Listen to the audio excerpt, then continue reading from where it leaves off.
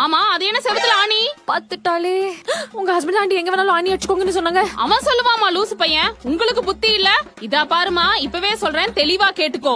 ஒரு நாளைக்கு 2 தடவை மோட்டர் போடணும். வாசல ஒரு நாள் விட்டு ஒரு நாள் பெருக்கணும். பெட்ஸ் வளர்த்த கூடாது. செவுத்துல ஆணி அடிக்க கூடாது. தண்ணி அதிகமா யூஸ் பண்ண கூடாது. டோரை டம்மு டம்முன்னு சாத்த கூடாது. புரியுதா?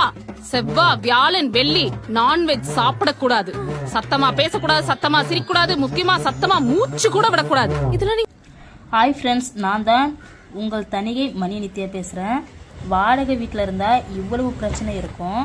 அதனால தான் உங்கள் சொந்த வீட்டு கனவை நிஜமாக்கி கொள்ள தரணும் இப்போ உங்களுக்கு வந்திருக்கு.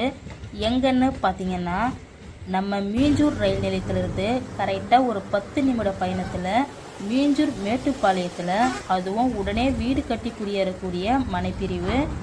ஏன்னா இந்த சைட்டை சுற்றி பார்த்தீங்க அப்படின்னாக்கா, நம்ம சைட்டை சுற்றி வீடுங்க இருக்கும். நம்ம சைட்டுக்கு பக்கத்துலேயே கோயில் இருக்குது. அது மட்டும் இல்லாமல் கவர்மெண்ட் ஸ்கூல் இருக்குது. நம்ம சைட்டிலேருந்து கரெக்டாக ஒரு 300 மீட்டர் டிஸ்டன்ஸ்லேயே பார்த்தீங்கன்னாக்கா மேட்டுப்பாளையம்னு சொல்லிட்டு பெரிய பஜாரே இருக்குது. அந்த பஜாரில் நம்மளுக்கு தேவையான அனைத்து கடைகளுமே இருக்குது. அன்னாச்சி கடை இருக்குது, பேக்கரி இருக்குது, ரேஷன் கடை இருக்குது, எல்லாமே இருக்குது. அதுவும் இல்லாமல் கோவில், சர்ச்சு, மசூதி எல்லாமே அப்படின்னு சொல்லிட்டு ஒரு 300 மீட்டர் டிஸ்டன்ஸ்லேயே எல்லாமே இருக்குது. அது மட்டும் இல்லாமல் நம்ம சைட்டுக்கு இந்த பக்கம் பார்த்தீங்க அப்படின்னாக்கா பெரியப்பரல் ரோடு இருக்குது. அந்த பக்கம் பார்த்தீங்க அப்படின்னா அவுட்டர் ரிங் ரோடு இருக்குது. ஒரு குடும்பத்துக்கு தேவையான அனைத்து வசதிகளும் இருக்கக்கூடிய மனை இப்போ வெறும் 12 லட்சம் மட்டும்தான்.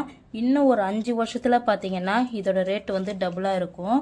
வாடகை வீட்டுக்கு குட் பை சொல்லிட்டு சொந்த வீட்டுக்கு உடனே வாங்க. இந்த இடத்த நீங்கள் பார்க்கணும் அப்படின்னு ஆசைப்பட்டீங்க அப்படின்னா ஸ்க்ரீனில் தெரிகிற நம்பருக்கு கால் பண்ணுங்கள். தேங்க்யூ.